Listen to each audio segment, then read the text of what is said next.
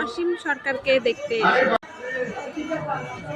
আমি চরণ ধরে করেছি মানাস, নাকি তোমার কানে যায় না যে কথা বলো না, শান্ত হয়ে থাকো সর্বদল।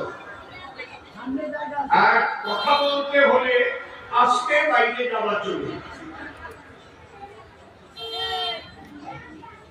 আমি প্রণামিয়া চরণ তলে বারে বারে করি নিবেদন, যতক্ষণ থাকবেন হেথা বলবেন না কোনো বাজে কথা, কৃষ্ণ কথা মন দিয়ে বলবেন।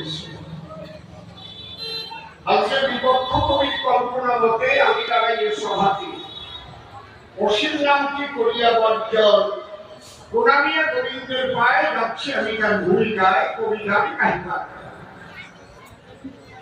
এখন গাইতে গিয়ে কবিগান কল্পনায় হয়ে যেতে হবে বড় হয়, কিন্তু ভাবতেও প্রাণে লাগে ভয়।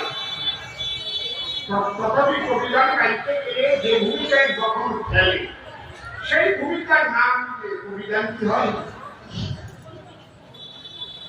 এই যে কবির কল্পনা, কল্পনাটা অল্প না, তৈরি করা গল্প না।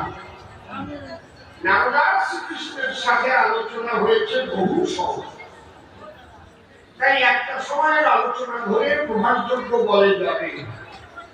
আজকে এসে প্রশ্ন করে নারদ তপোধন, তারই কল্পনা মতে আমি প্রণাম করি জোড়হাকে, বারানাবে সভাকে, কল্পনাতে হলাম আমি শ্রীকৃষ্ণ নারায়ণ।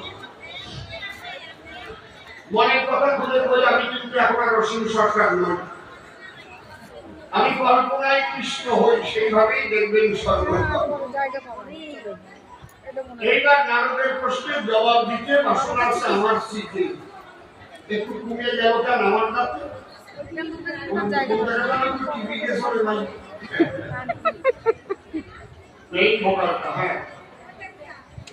প্রথম প্রশ্ন সে করেছে দান, হে কৃষ্ণ কত বড়, কি জগতে তুমি বড়, তুমি কেন যজ্ঞ করো দেবতার সমাধান।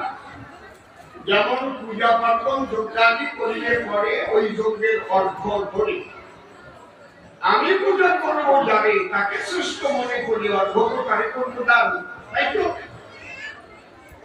আর সর্বশ্রেষ্ঠ যদি কৃষ্ণ হয়, সে আবার অর্ঘ্য দেবে কোন জায়গায়, মা সাগাইটা বুঝবা, তাহলে তুমি পূজা করবে, অর্ঘ্য করবে।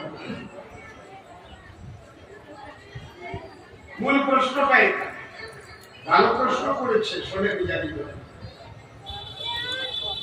তবে নারদকে আমার সাথে যে বড় নাই, এটা ঠিক।